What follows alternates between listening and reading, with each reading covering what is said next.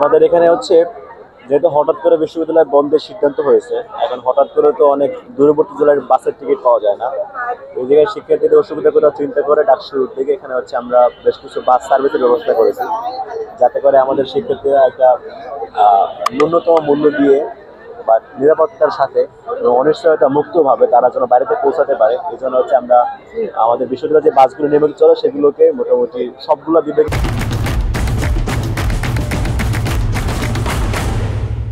পাঠানোর ব্যবস্থা করছি, যাতে করে দূরবর্তী স্থানের শিক্ষার্থীরা তারা যেন নিরাপদে বাড়িতে পৌঁছাতে পারে। আমাদের এখানে মোট 9টা বাস এখন যাবে সবগুলো বিভাগীয় শহরে, এবং হচ্ছে এটাই আর কি সবগুলো যাচ্ছে আর কি।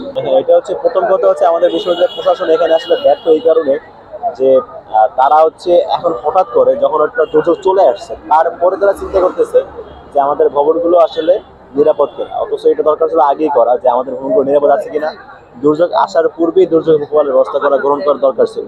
কিন্তু তারা এটা করতে পারে না। এখন এই জন্য হঠাৎ করে ভূমিকম্প আসার পরে এখন তাদের বোধোদয় হয়েছে, এখন তারা চেক করার জন্য বুয়েট থেকে লোকজন এনে চেক করাবে যে ভবনগুলো ঠিক আছে কিনা।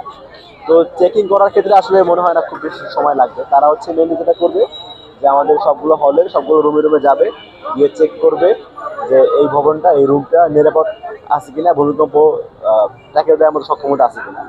এটা করতে আশা করছি সময় বেশি দিন লাগবে না। এরপরে যেটা সংস্কার প্রয়োজন হবে সেটা সংস্কার করবে, এটা হচ্ছে পরবর্তী বিষয়। কিন্তু আলটিমেট যে সমাধান নতুন হল নির্মাণ সেটা নিয়েও কাজ চলছে, আমরা কাজ করছি, দেখা যাক কতদূর করতে পারি। বিশেষ হচ্ছে গিয়ে বিভিন্ন শিক্ষার্থীদের বিভিন্ন মন্তব্য থেকে, এটা আসলে কোনো দায়িত্বশীল জায়গা থেকে এমন কোনো তথ্য আসে না যেটা আমরা রিলেট করতে পারি, রিলে করতে পারি। এরকম আসলে কোনো রিলায়েবল সোর্স থেকে বক্তব্য আসে নাই, সুতরাং এটার কোনো সত্যতা ভিত্তি আসলে নাই। এটা হয়তো বা অনেক মানুষের পারসেপশন, কারণ আমার মনে হইতেছে ওনার মনে হইতেছে এরকম আর কি। এটা কোনো প্রশাসনের বক্তব্য না, সুতরাং এটা নির্ভরযোগ্যতা নেই। আসলে ভূমিকম্প না হলে কি আসলে এই ধরনের পদক্ষেপ বিশ্ববিদ্যালয় প্রশাসন আদৌ কি নিত? মনে হয় না নিত। তারা বরাবরই উদাসীন, যতক্ষণ ডাকাডাকি করে ততক্ষণ চলে খেলাঘরের মতো। এরা নিজের থেকে যে শিক্ষার্থীদের কথা চিন্তা করে ভবনগুলো নিরাপদ করার ব্যবস্থা করবে, আমার কাছে মনে হয় এই ব্যাপারে তাদের সদিচ্ছার যথেষ্ট ঘাটতি আছে। দেখেন, ডাকসু তো হচ্ছে আমাদের শিক্ষার্থীদের অধিকার আদায়ের রক্ষক অবস্থা। এখন ওই জায়গা থেকে একজন ডাকসু ছিল না, এটা আমাদের জন্য দুর্ভাগ্য।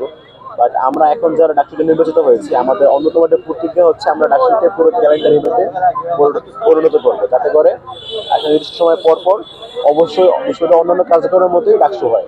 যেমন সেমিস্টার ফাইনাল যেমন নিজের সময় আসে, তেমন করে যেন একটা নির্দিষ্ট সময়ে ডাকসু নির্বাচিত হয়ে যায়। এটা আমরা চেষ্টা করতে এনশিওর করার জন্য। এখন এটা যদি হয় তাহলে তো শিক্ষার্থীরা শুভ পাবে, আর না হলে শিক্ষার্থীরা আবারও অধিকার বঞ্চিত হওয়ার যেই বঞ্চনা সেটা আবার বয়ে বেড়াতে হতে পারে। কারণ আমরা চেষ্টা করবো যেটা না হয়।